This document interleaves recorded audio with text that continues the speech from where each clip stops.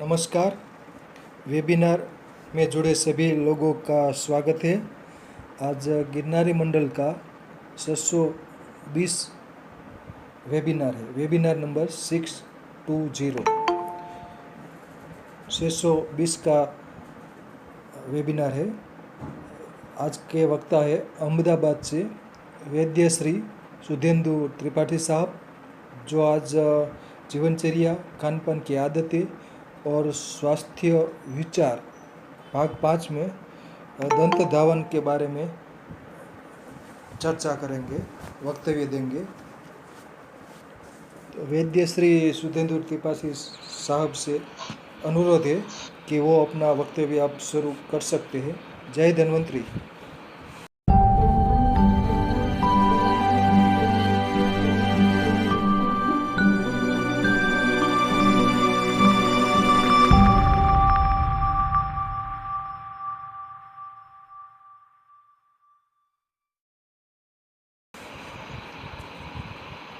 जय धन्वंतरी, जय आयुर्वेद सभी को।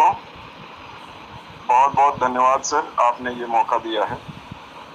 अभी तक हम लोगों ने इसमें पहले के 4 भागों में अलग अलग चीज़ों पे चर्चा की कि जीवनचर्या क्या है, खान पान क्या है और हमारा जो शरीर है उसके विविध ऊतक अवयव क्या क्या हैं और किस तरीके से वो काम करता है।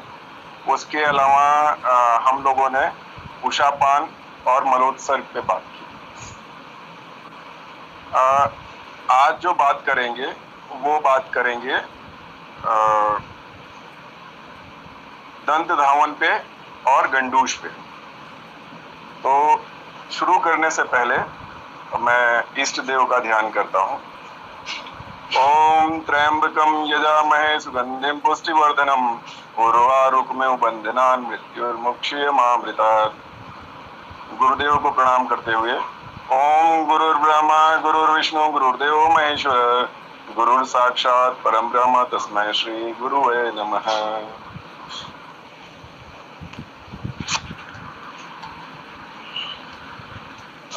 बीच में जो हमारी चर्चाएं चल रही थी उसमें एक दिन मुझे याद आता है, विनोद ठक्कर साहब बड़े ही गंभीर हो गए थे और उन्होंने चिंता व्यक्त की जिसने सभी के मन को आर्द्र किया कि जिस प्रकार से हम लोग यहाँ पे प्रस्तुत करते हैं और अपने विचार और ज्ञान को लोगों में बांटने का प्रयास करते हैं, उसका प्रत्युत्तर जो नहीं मिलता तो कई बार दुख होता है।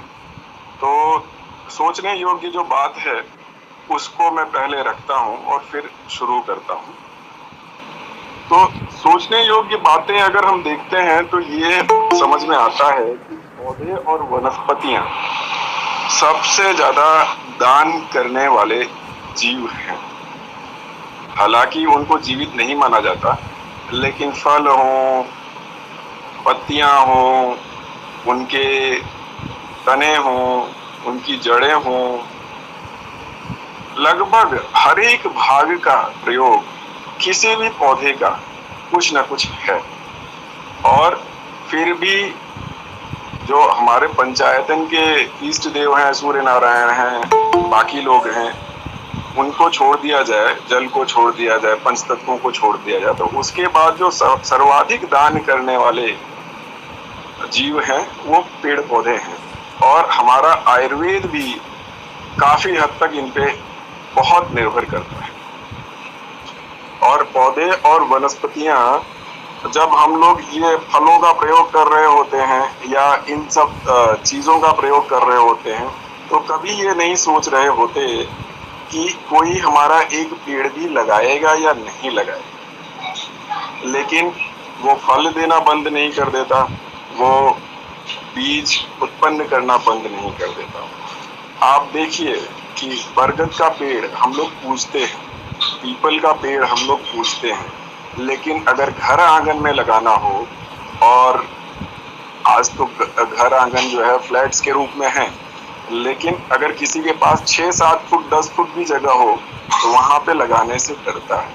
क्योंकि ये बहुत ही विशालकाय पेड़ है। लेकिन अगर कहीं उनका दर्शन हो जाए, वहां पे आपको रहना हो, तो उससे सुखप्रद कोई चीज नहीं हो सकती। इसी तरीके से और भी बहुत सारे पेड़ पौधे हैं। नारियल का पेड़ है, उसके सभी भागों का प्रयोग होता है। जैसे और वो विस्थापित होके ही दूसरी जगह लगता है। अगर उसकी खेती हो रही है तो बात अलग है, अन्यथा पानी में बहते बहते बहुत सुदूर प्रांतों में जाके जहां वो लगता है, किनारे लगता है, वहां वो लग जाता है। जबकि उसका अगर प्रयोग देखा जाए तो घर बनाने में भी उसका प्रयोग हो रहा है, उसका प्रयोग भोजन के रूप में, दवा के रूप में तो हो ही रहा है। उसके रेशों से रस्सियां बन रही हैं और बहुत सारी चीजें हो रही हैं। इसी तरीके से केले का पेड़, ये सब ऐसा कहा जाता है कि हमारे लिए वरदान है। तो एक ये मुझे जो है उदाहरण देना था, और इस बाद में एक दूसरी बात मैं कहना चाहता हूँ। संसार या प्रकृति जो है वो विस्तारवादी है। विसर्जन, प्रसरण, प्रस्फुटन, अंकुरण, विकास इत्यादि उसकी स्वाभाविक क्रिया है। इसको मैं अपने ही उदाहरण से बताता हूँ। हमारे जो बाबा यानी दादाजी थे, जिनको मैं बाबूजी बोलता हूँ, वो अपने काल में बहुत अच्छे रहते थे। उनकी आंतरिक इच्छा थी कि घर में कोई ना कोई उनकी व्यक्ति को संभाले और समाज सेवा करे। उनके साथ मैं आयुर्वेद का अध्ययन करता था जब मैं 4-5 साल का था। तब से मतलब अक्षर ज्ञान होने के बाद से उन्होंने मुझे पढ़ाना शुरू कर दिया कि बेटा ये पढ़ो, क्या चीज़ है। अच्छा, लेकिन वैदिकी करना है ऐसा कभी मेरे मन में नहीं आया। शुरुआत में साइंस में, और उसके बाद आर्ट्स में, और फिर कॉमर्स में। और गुरुवर राजपुरोहित जी मेरी पूरी कथा जानते हैं। तो ऐसे घूमते घामते अलग अलग जगहों पे हम 2014 में उनकी मृत्यु हुई, और 2018 में वास्तविक तौर पे मैंने ये जो औषध निर्माण की कंपनी है छोटी सी, उसकी नींव डाली। तो बीच में जो भी अध्ययन हुए, ग्रेजुएशन के समय में मैं बाहर था, लगभग 1500 किलोमीटर उनसे दूर। उस ग्रेजुएशन के समय मैं उनसे 400 किलोमीटर दूर था और MBA कर रहा था। तो और उसके बाद जो प्रोफेशन रहा बिल्कुल अलग रहा। तो ये कहीं भी नियति में पता नहीं था, ना हमने कभी सोचा था कि इस तरीके से होगा, किंतु ऐसा हुआ। तो जहाँ संभाव्यता होती है वहाँ हमको प्रयास तो कर ही देना चाहिए। और देवनागरी मंडल का ये जो प्रयास है, ये सच में वंदनीय है, और इसके लिए मैं धन्यवाद देता हूँ, साधुवाद देता हूँ, दंडवत प्रणाम।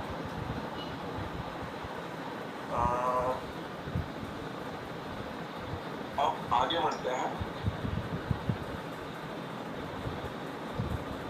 आयुर्वेद में और भारतीय जीवन पद्धति दोनों में, सर वो स्लाइड पे आ जाइएगा, जीवनचर्या खान पान की आदतें, स्वास्थ्य विचार भाग 5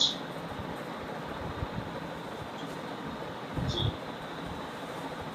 आयुर्वेद में और भारतीय जीवन पद्धति में शुचिता का बहुत महत्व है। शुचिता मतलब साफ सफाई, हाइजीन।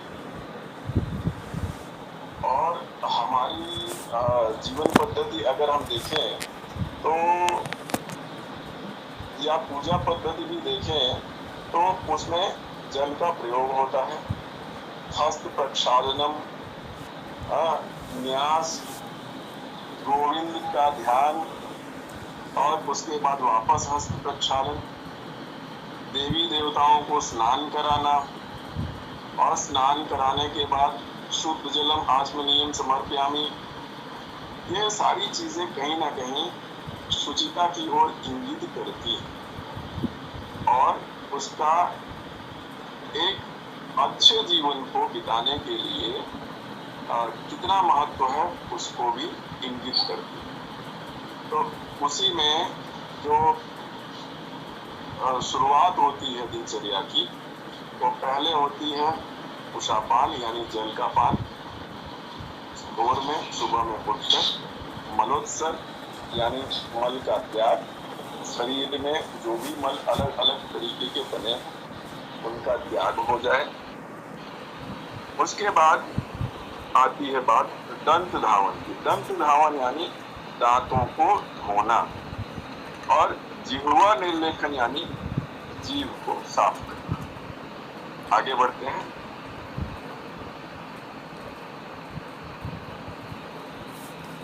दांतों का जो है, वैसे दांतों को हड्डी के रूप में गिना जाता है और उपहड्डी के रूप में गिना जाता है। और जिस हिसाब से देखते हैं तो हड्डियां जो है हमारे शरीर को मजबूत बनाती हैं, हमारे शरीर के ढांचे को ठोस बनाती हैं, और कहीं न कहीं हमारे जो आंतरिक अंग हैं, जैसे कि लीवर है यानी कि फेफड़े हैं, और बाकी के जो अंग हैं जैसे इंटेस्टाइन है, स्मॉल इंटेस्टाइन, बिग इंटेस्टाइन,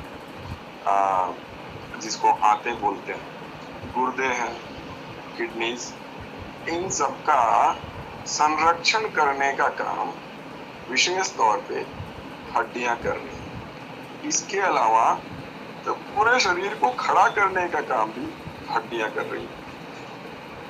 तो ये जो उपहड्डियां हैं दांत, ये इस तरीके का कोई विशेष ठोस काम तो नहीं कर रही है, लेकिन ये 32 हड्डियां आपके पूरे के पूरे पाचन व्यवस्था को संभालने का काम करती हैं, क्योंकि पाचन जो शुरू होता है वो मुख से शुरू होता है। जब हम खाने को अच्छे से चबाते हैं, उससे उसमें लार मिलता है और एक बहुत ही अच्छे रस का निर्माण होता है, जिससे असप्त धातुओं का क्रमशः निर्माण होता है।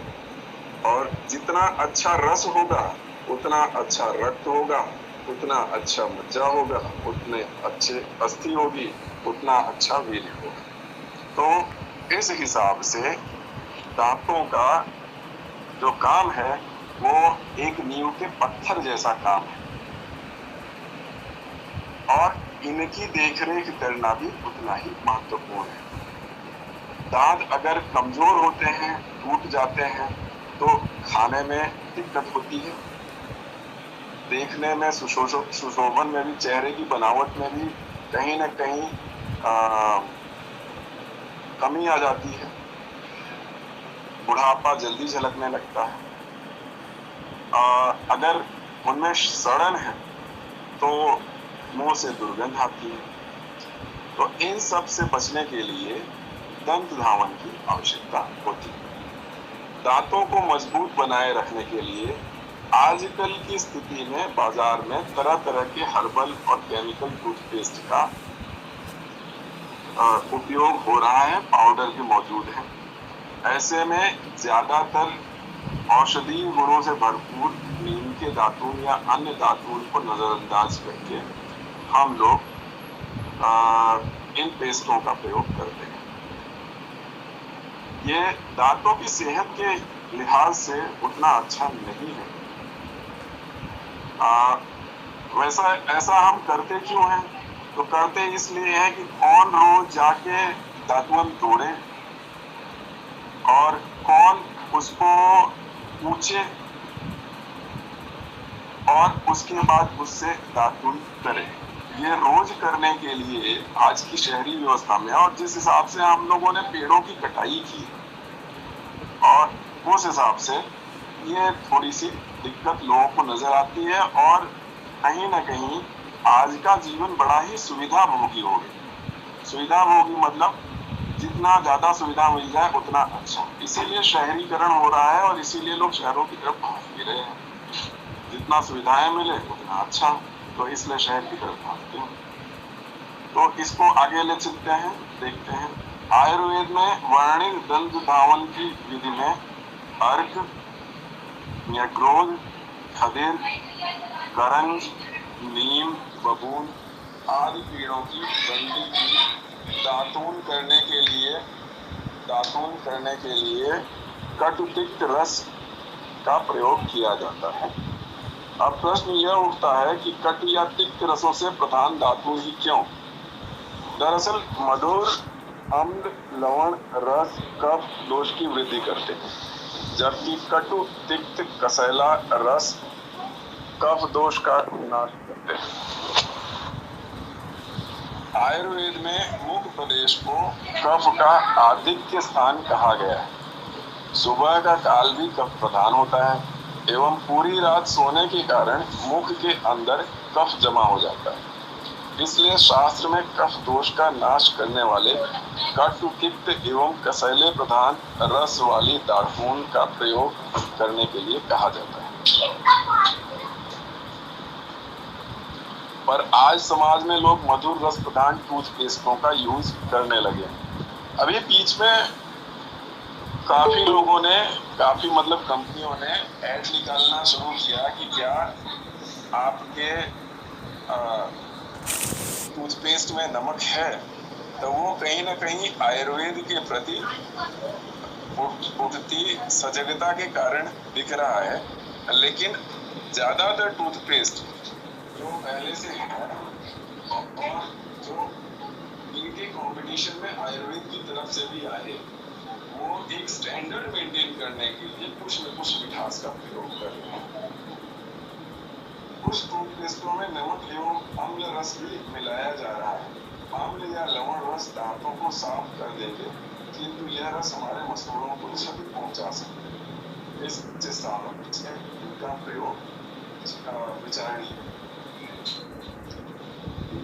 दंत धावन यानी कि दांतों की सफाई व्यक्ति को सुबह जल्दी और खाना खाने के तुरंत बाद बिना दर्द या मसूड़ों को चोट पहुंचाए करना चाहिए। अष्टांग संग्रह में दांत साफ करने के लिए निम्नलिखित प्रक्रिया दी गई है। वाप्य त्रिवर्ग त्रितय। वाप्य का अर्थ है उष्ट, सौसुरिया, लंबा। त्रिवर्ग त्रिताय का अर्थ है 3 औषधियों के 3 समूह। त्रिकटु यानी सुंठी, मरीच और पिपली। त्रिफला यानी हरित की, अमल की, विपीत की। त्रिजातक यानी त्वक, इला और पाथरी। उपरोक्त औषधियों का बारीक चूर्ण लेकर इसमें शहद मिलाकर लेप बनाया जा सकता है। फिर उस पेस्ट का उपयोग मसूड़ों को चोट पहुंचाए बिना टहनियों की मदद से रगड़कर दांत साफ करने के लिए कर सकते हैं।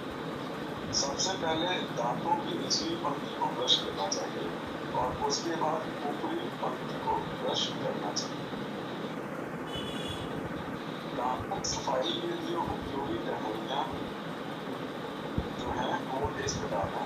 अल्फा यानी गैलेट्रोपिस प्रोसेरा, न्याड्रोल यानी फाइकस बेंगोलिसिस, खदिरा यानी बबूल कटैचू, करंजा यानी पोंगामिया पिनाटा, कुकुमा मतलब टर्मिनालिया अर्जुना, करवीरा जिसको लाल या नेरियम इंडिकम भी कहते हैं, सरजा जिसको वेटेरिया इंडिका कहते हैं, इरिमेडा बबूल फर्नेसियाना कहते हैं, अपामार्ग और चिरेंथस एस्पेरा कहते हैं, मालती जैस्मिनम ग्रैंडिफ्लोरम कहते हैं।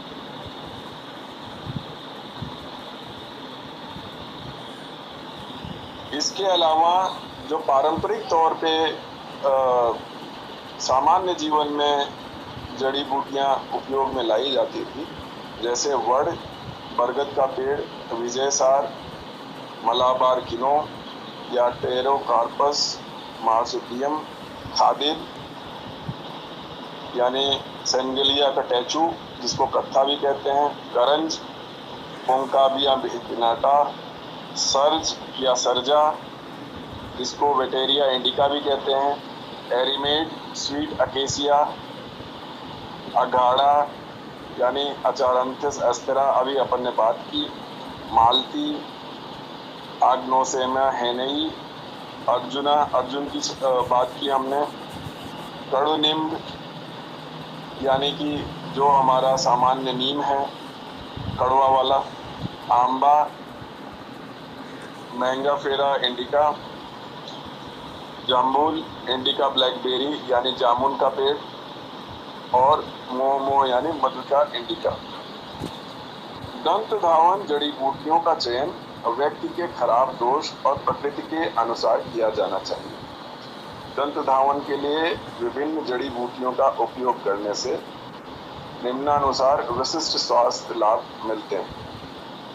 रुई या कैलेट्रोपिस गैंगिटिया शुक्राणुओं की संख्या बढ़ाता है। वड़ चमकदार त्वचा के लिए सहायक है। साथ में अगर इसका रस पान यानी दूध जो है मुंह से हमारे पाचन तंत्र में जाता है, तो ये भी शरीर के बल को बढ़ाता है, शुक्राणुओं को बढ़ाता है। बोरा बोरा यानी भारतीय बेर आवाज की गुणवत्ता में सुधार लाता है। खैर, ओरल कैविटी को तरोताजा करता है। आम, आरोग्य की प्राप्ति होती है। कम्ब कलम्बा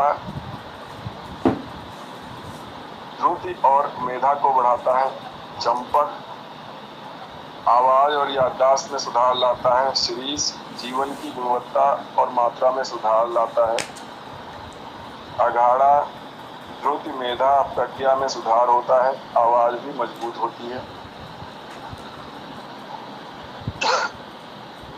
दाड़िम या पोमग्रेनेट अर्जुन और कुड़ा सौंदर्य समृद्धि करते हैं।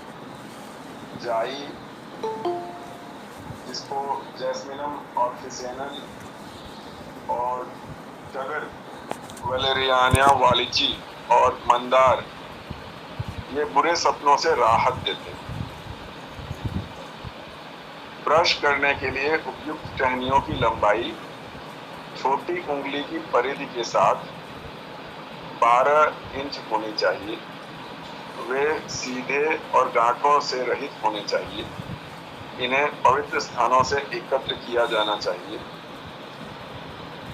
रस यानी तीखा, कड़वा और कसैला स्वाद होना हितकर है।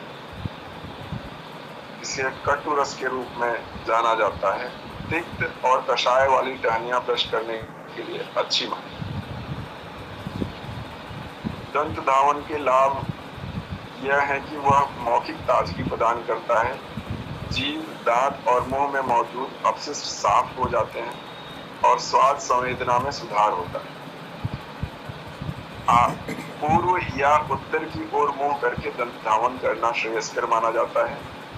दंत धावन करते समय शांत और स्थिर चित्त होना चाहिए। कसैले की औषधीय छड़ें दंत धावन के लिए कड़वे या तीखे स्वाद का प्रयोग करना चाहिए।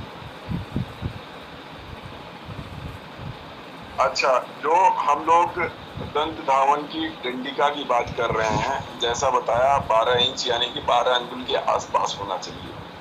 दंत धावन करने की प्रक्रिया करते समय सबसे पहले जो दतवन होती है उसको काटा जाता है या तोड़ा जाता है, और उसके बाद जो भी बाहर निकले हुए उसके अवयव होते हैं, जैसे मान लीजिए बबूल में है तो कांटा है, उसको निकाल लिया जाएगा।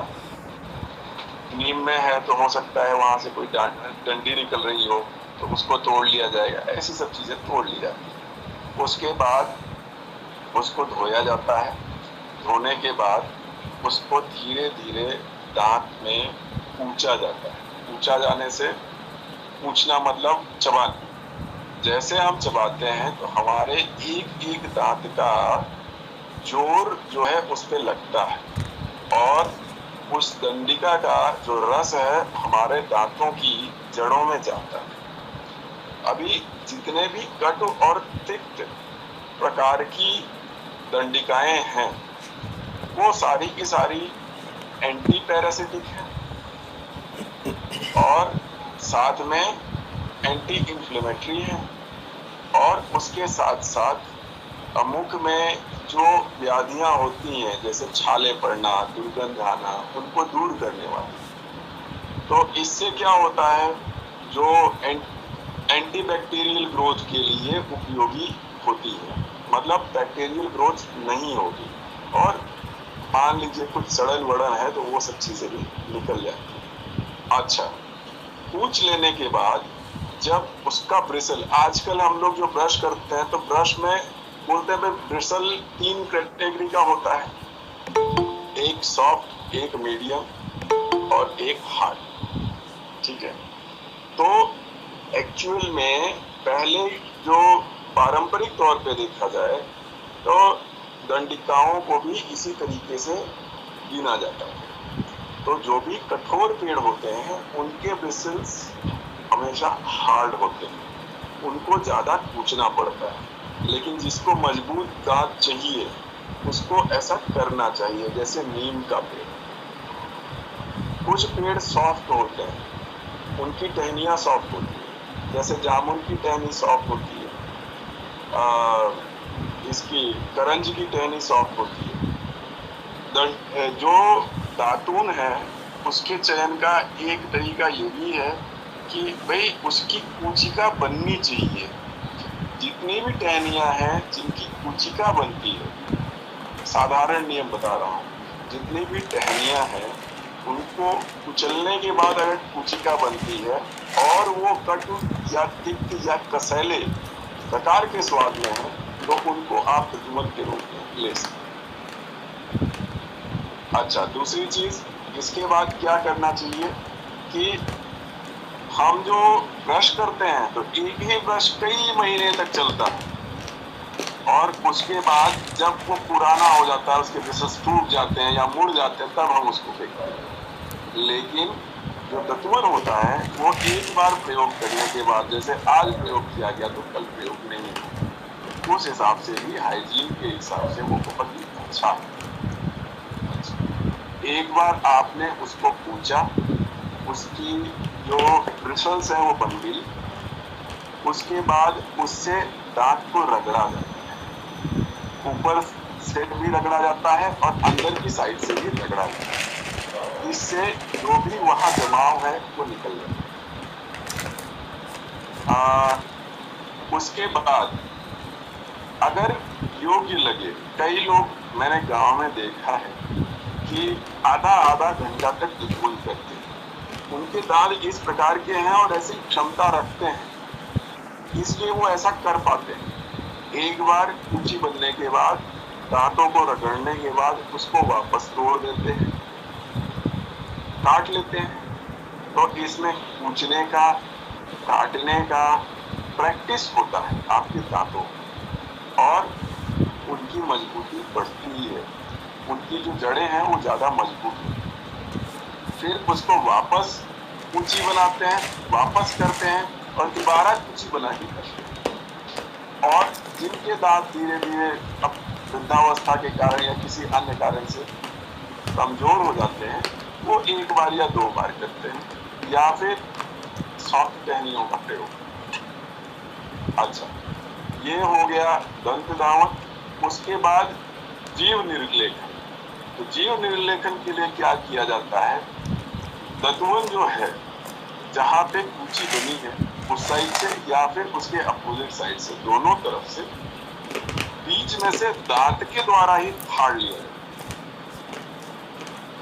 दांत से दबा के, और फिर उसके बाद दोनों तरफ दबा के जब ज्यादा प्रेशर करेंगे तो बीच में से फट जाएगा, उसको खींच लिया जाता है, 2 भाग में फट जाता है। उन दोनों भाग, वो जिब्बी के आकार का हो जाएगा। उन दोनों भागों को जीभ पे घिस के उसमें जो मैल जमा है उसको बाहर फेंक दिया और धो लिया। ये जो दतुमन है वो भी हर कहीं नहीं फेंकना चाहिए, एक नियत स्थान होना चाहिए जहां पे उसको फेंका जाए, ताकि गंदगी इधर उधर ना हो। उसके बाद फिर मुख प्रक्षालन, मुख प्रक्षालन यानी कुल्ला। कुल्ले के भी कई प्रकार हैं। तेल से कुल्ला करने को गंदूश कहा जाता है, जल से कुल्ला करने को कुल्ला कहा जाता है। तो जल से जो मुख प्रक्षालन किया जाता है वो साधारण प्रक्रिया है, सभी लोग करते हैं। तेल से जो मुख प्रक्षालन किया जाता है, जिसमें कुल्ला किया जाता है, उसको गंडूश कहा जाता है। अच्छा, पानी और तेल में भेद क्या है? पानी ऑलमोस्ट न्यूट्रल है पीएच के हिसाब से, जबकि तेल जो होता है वो एसिडिक होता है। तो जो भी फैटी एसिड्स होते हैं आप देखेंगे उनका प्रिजर्वेटिव के रूप में पारंपरिक तौर पे प्रयोग होता रहा है। जितने भी हमारे अचार हैं वो तेलों में बनाए जाते रहे। ये एंटी फंगल है और एंटी बैक्टीरियल है। दंतुअन जो है उसका रस तो जा सकता है दांतों के मध्य और मुख के अन्य भागों में, लेकिन तेल से जब प्रेशर से हम कुल्ला करते हैं तो वो उन भागों में भी जा सकता है जहां पे वो रस अपने आप नहीं गया, और साथ में एंटी बैक्टीरियल और एंटी फंगल जो उसके गुण हैं उसके कारण वो और उपयोगी हो जाता है। तो यदि सांसों में दुर्गंध आती हो, दांतों की सड़न और अन्य समस्याओं से कोई पीड़ित हो, तो इसका कारण खराब दंत स्वच्छता है। सामान्य ब्रश करने से दांतों की स्वच्छता में मदद मिल सकती है, लेकिन यह मौखिक गुहा की प्रभावी सफाई सुनिश्चित नहीं कर सकता। गंडूश आयुर्वेद पद्धति मौखिक स्वास्थ्य को बेहतर बनाने में मदद करती है और सांसों की दुर्गंध रोकने में भी मदद कर सकती है। इस अभ्यास में एक तेल का उपयोग शामिल होता है जिसे मुंह में दांतों, मसूड़ों, गालों के आसपास घुमाया जाता है। यह स्विशिंग एक निश्चित समय के लिए किया जाता है। आयुर्वेद में गंडूश के पीछे यह अवधारणा है कि जब तेल को मुंह में घुमाया जाता है तो वह मुंह से विषाक्त पदार्थों को तेल में खींच लेता है। विषाक्त पदार्थ क्या? तो मान लीजिए कोई फोड़ा फुंसी हुआ है, कहीं सड़न हुई है, पीप निकल रही है, वो सारी चीजें बाहर आ जाती हैं। एक बार जब सफाई पूरी हो जाए तो तेल को बाहर थूक देना चाहिए। यह मुंह से विषाक्त पदार्थों को कम करने में मदद करता है, भूख बढ़ाता है और दांतों और मसूड़ों को मजबूत करता है और अन्य स्वास्थ्य लाभ भी प्रदान करता है। गंडूश के लाभ क्या है? सही तरीके से किए जाने पर गंडूश कई लाभ प्रदान करता है। यह अच्छी मौखिक स्वच्छता बनाए रखने में मदद करता है, दांतों और मसूड़ों को साफ रखने में मदद करता है। तेल को घुमाने से यह सुनिश्चित करने में मदद मिलती है कि दांतों में फंसे किसी भी खाद्य कण का मलबा निकल गया है और तेल थूकने पर वह बाहर निकल जाता है। गंडूश तेल में जीवाणुरोधी गुण होते हैं और यह मुंह में बैक्टीरिया को मारने में भी मदद करता है। यह बैक्टीरिया ही है जो सड़न और अन्य कई तरह की समस्याओं को उत्पन्न करता है। यह माउथ वॉश की तरह ही काम करता है, लेकिन रसायनों का उपयोग करने के बजाय यह प्राकृतिक पौधे आधारित तेल का उपयोग करता है जो सुरक्षित है और स्वास्थ्य की दृष्टि से श्रेयस्कर है। गंडूश ब्रश करने से भी ज्यादा असरदार हो सकता है। ब्रश दांतों के कोनों तक नहीं पहुंच पाता। जब आप ऑयल पुलिंग का अभ्यास करेंगे तो तेल दांतों के हर कोने तक पहुंचेगा। इस प्रकार सही तरीके से किए जाने पर यह सामान्य ब्रशिंग की तुलना में अधिक प्रभावी और सहायक हो सकता है। यह मसूड़ों को मजबूत बनाने में मदद करता है। यह प्लाक को भी हटाने में मदद करता है। कई बार हम लोग सुनते हैं कि सरसों के तेल और नमक का प्रयोग मसूड़ों को घिसने के लिए किया जाता है, जिससे मसूड़े मजबूत होते हैं। तो इससे आप समझ सकते हैं कि इसका क्या इफेक्ट होने वाला है। साइनस संक्रमण और अन्य जीवाणु संक्रमण के कारण गले में खराश होती है। दर्द कम करने के लिए गरारे करना एक सिद्ध तकनीक है। जीवाणु रोधी तेल से गरारे करने से यह सुनिश्चित करने में मदद मिलती है कि गले में खराश के लक्षणों को बेहतर ढंग से प्रबंधित किया जा सकता है। सीधी सी बात है, कफ को छांटने के लिए तेल हमेशा से प्रयोग होता रहा है। कफ में जल तत्व का एक रूप है कफ, और तेल जो है उसको छांटता है, क्योंकि जो भी तैलीय चीज होती है वो कहीं ना कहीं एक हिस्सा उसका कफ से चिपक जाता है और उसे खींच ले आता है। गंडूशा करने का मुख्य कारण मुंह से विषाक्त पदार्थों को कम करने में मदद करना है। जब विषाक्त पदार्थों को हटा दिया जाता है तो पसीना आ सकता है, जो साबित करता है कि प्रक्रिया अच्छी तरह से काम कर रही है। नियमित रूप से गंडूश करने से चेहरे की मांसपेशियों को मजबूत बनाने में मदद मिलती है। यह पिचके हुए गालों को रोकने में मदद करता है। इससे यह सुनिश्चित करने में मदद मिलती है कि विषाक्त पदार्थ पाचन को प्रभावित नहीं करते हैं। इस प्रकार बेहतर पाचन में भी मदद मिलती है। गंडूश क्रिया आपके मुंह को तरोताजा रखने में मदद करती है। ऐसा माना जाता है कि गंडूश का अभ्यास करने से दांतों को सफेद करने में मदद मिल सकती है। यह एक सहायक प्राकृतिक दांत सफेद करने वाले के रूप में काम कर सकता है। गंडूश के अलग अलग प्रकार हैं। स्निग्धा या स्नेह गंडूश हर्बल तेलों का उपयोग करता है, जो मौखिक गुहा को पोषण और चिकनाई देने में मदद करते हैं। शमन गंडूश विभिन्न दंत समस्याओं को प्रबंधित करने में मदद करता है। इसमें हर्बल तेलों का उपयोग किया जाता है, जो दोष असंतुलन को कम करने में मदद करता है। शोधन गंडूश मौखिक गुहा को प्रबंधित करने में मदद के लिए विभिन्न पदार्थों का उपयोग करता है। रोपण गंडूश एक सहायक उपचार प्रभाव प्रदान करता है। इस प्रक्रिया में मुंह के छालों को नियंत्रित करने में मदद मिलती है। प्रक्रिया गंडूश की क्या है? सुबह सुबह कुछ भी खाने या पीने से पहले इसे करना सबसे अच्छा है। तिल, सरसों या सूरजमुखी के तेल का उपयोग किया जा सकता है। 1 से 2 चम्मच मुंह में डाल सकते हैं। दांतों, मसूड़ों, जीभ और मुंह के किनारे के चारों ओर घुमाएं। ऐसा करीब 2 से 5 मिनट तक करें। एक बार जब आप समाप्त कर लें तो तेल बाहर थूक दें। यह बहुत महत्वपूर्ण है। तेल थूक दिया जाए और निगला न जाए। गर्म पानी से मुंह धोएं। फिर आप हमेशा की तरह अपने दांतों को ब्रश कर सकते हैं, फ्लॉस कर सकते हैं और जीभ पीने का भी प्रयोग कर सकते हैं। तो ये आज का विषय था जिस पे हमारी बात हुई, और अगला जो विषय है इसी श्रृंखला में वो अगली बार लिया जाएगा। बहुत बहुत धन्यवाद। शुक्रिया, आभार वैद्य श्री सुधेंदु त्रिपाठी साहब का, जिन्होंने आज दंत धावन विधि એટલે दातुन या दतोन से दांत की सफाई के बारे में और गंडूस के बारे में माहिती प्रदान की। दातुन या दतोन के बारे में मैं थोड़ा बता दूं।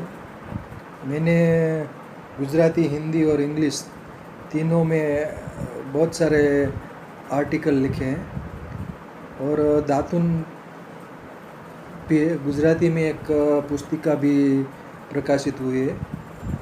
दातुन में 3 in 1 है। पेस्ट वाली जो फॉर्मूला है वो दातुन में है, और ब्रश भी है, और जीभ का जो सफाई होती है, जीभ की सफाई भी हो जाती है। तो 3 in 1। तो दातुन चबाने से दांत की कसरत होती है, दांत मजबूत होते हैं, और उसमें जो रस होता है वो दातुन चबाने से मालूम होता है, और दांत की सफाई भी अच्छी तरह होती है, और जीभ की सफाई भी हो जाती है। दातुन की ऊबा तोड़ के बनाया जाता है। जो उल बोलते हैं, उल निकालना, मेल निकालना, जीभ का मेल निकालना, तो वो हो जाता है। और कुछ दातुन के बारे में मैं बता दूं, जैसे कि बनियन ट्री, बरगद, तो फाइकस बेंगेलेंसिस, उसकी जो जटाएँ होती है, हवाई मूल बोलते हैं, वड़वाई, तो उसकी बड़ की जो बड़वाई होती है बरगद की, तो उसका दातुन किया जाता है। वो एकदम सॉफ्ट ब्रसल्स होते हैं, उसके जो रेशे होते हैं एकदम सॉफ्ट होते हैं, और उसका दातुन मधुर होता है, और कसेला और मधुर दोनों स्वाद उसमें मौजूद होते हैं। और ये दातुन सबसे अच्छा दातुन कहा जा सकता है। सॉफ्टनेस ने એટલે કે मुलायम होने के कारण। दूसरा दातुन है एक नीम का दातुन है, जो गेजरडाक्टा इंडिका, नीम ट्री, तो उसका दातुन बीटर होता है। बीटर मीन्स कड़वा होता है। जो उसका दातुन करने से हमें भूख ज़्यादा लगती है। सुबह सुबह उसका नीम का दातुन किया तो बाद में नाश्ता किया तो नाश्ता ज़्यादा खा सकते हैं। तो नीम का दातुन भूख लगाने वाला है। वैसे देसी बबूल, अकेसिया नीलोटिका, बबूल का दातुन कसेला होता है और थोड़ा मीठा भी होता है, कसेला ज़्यादा होता है, तो उसका दातुन आमतौर पे किया जाता था, देसी बबूल का दातुन। और पंजंट, तीखा मीन्स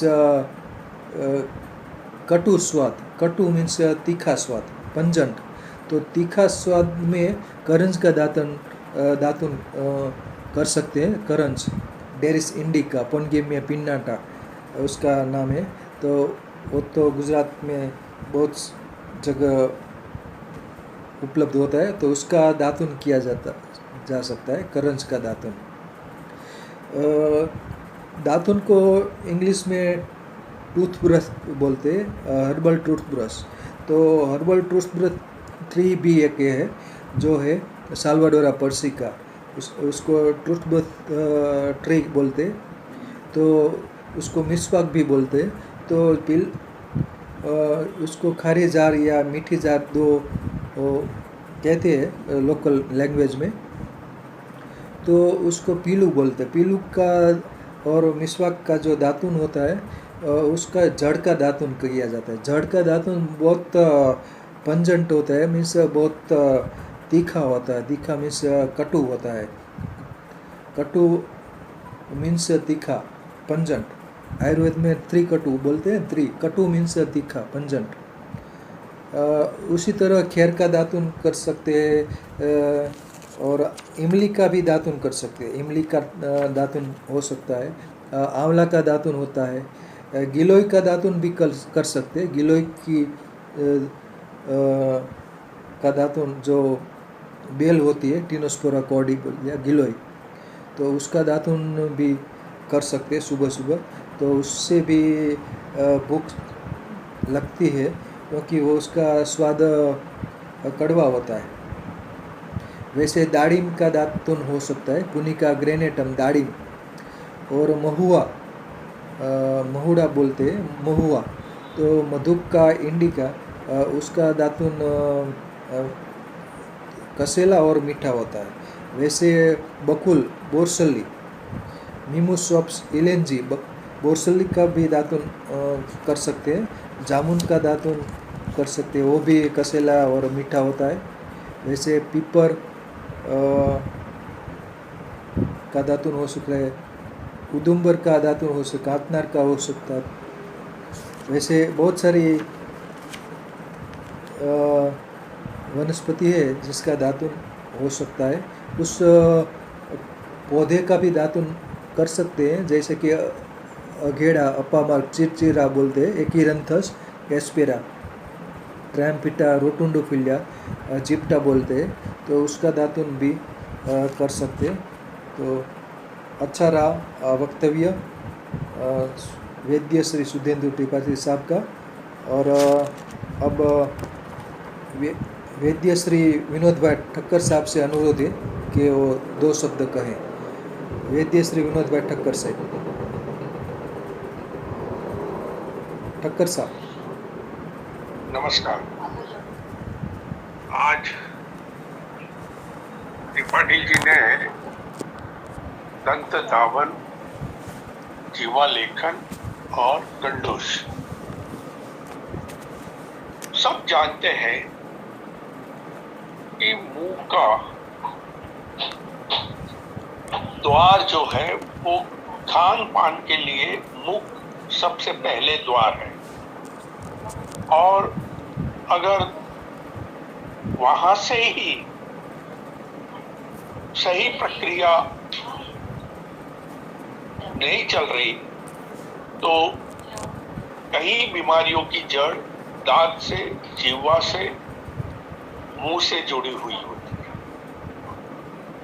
आज जैसे जैसे मॉडर्न यानी आधुनिकीकरण का जो प्रभाव हुआ है, तो जो दातुन की जो बात चली, और जैसे बितलिया साहब ने भी बताया और त्रिपाठी जी ने भी बताया, तो इतने सारे दातुन अपने पास बिना, आसपास में कहीं मिल ही जाते हैं, बिना खर्च के।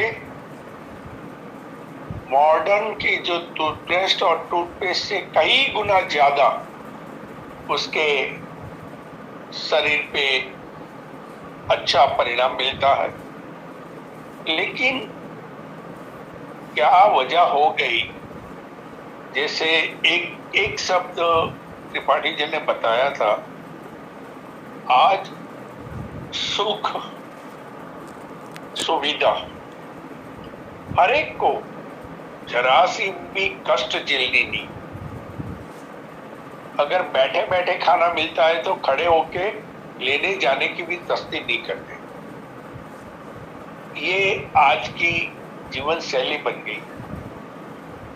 तो मैं अपने तजुर्बे से बात कर रहा हूं कि कई बीमारियां ऐसी है जिसका निदान करने में मैं अपने मरीज को पूछता हूं कि भाई आपको मुंह की कोई तकलीफ है, दांत की तकलीफ है, तो ज्यादातर बोलते हैं कि सब अभी नहीं है, पहले हमने दांत से ये करवाया था, पहले हमारा ये हुआ था। तो ये बात मैं इसलिए आज रख रहा हूं कि कई बीमारियों की जड़ दांत से जुड़ी है, मुंह से जुड़ी है। तो ये ध्यान रखने जैसी बात है, और इस पे गौर करके आदमी को खुद का निदान करना चाहिए, और अगर है तो किसी अच्छे वैद्य के संपर्क में आके आगे चलने का सोचना चाहिए। ज्यादा ना कहते हुए इतना कह के मैं विराम ले रहा हूँ। जय धन्वंतरी। जय धन्वंतरी। शुक्रिया, आभार वैद्य श्री विनोद भाई ठक्कर साहब का, जिन्होंने भी दातुन के बारे में माहिती प्रदान की। आभार आभार आभार।